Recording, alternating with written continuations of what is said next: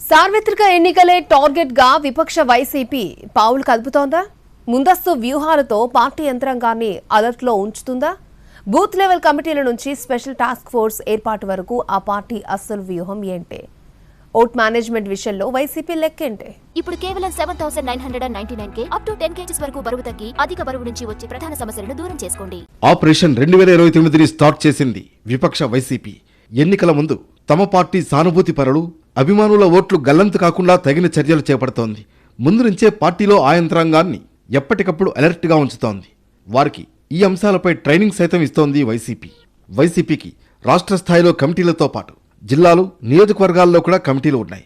వాటిని మండల, గ్రామ స్థాయిలో బూత్ లెవెల్ వరకు విస్తరిస్తోంది ఆ పార్టీ అధిష్టానం. అంతేకాకుండా ప్రతి చోట పార్టీ ప్రధాన కమిటీతో పాటు 7 అనుబంధ కమిటీలను కూడా ఏర్పాటు చేస్తోంది. మహిళ, యువత, విద్యార్థి, టీచర్స్, రైతు, కార్మిక, సోషల్ మీడియా వంటి అనుబంధ కమిటీలను ఏర్పాటు చేసి పార్టీని రూట్స్ నుంచి పటిష్టంగా ఉంచే విధంగా గ్రౌండ్ ప్రిపేర్ చేసింది. పార్టీ హైకమాండ్తో నేరుగా గ్రామస్థాయి కమిటీలను అనుసంధానం చేయడం ద్వారా ఒక పిలుపిస్తే ఒక నియోజకవర్గం నుంచి కనీసంగా 12,000 మంది దాకా వైసీపీ సైన్యం సిద్ధంగా ఉంటుంది.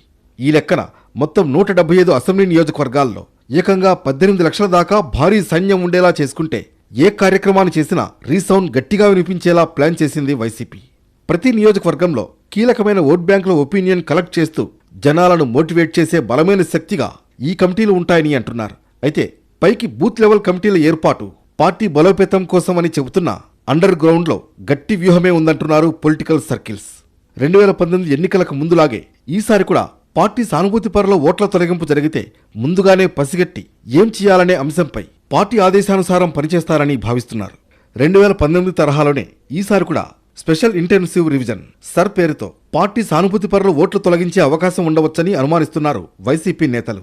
అందుకే ముందుగా మేల్కొన్న పార్టీ యంత్రాంగం వైసీపీ కేంద్ర కార్యాలయంలో పార్టీ బూత్ కమిటీ విభాగం సమావేశాలను నిర్వహించింది.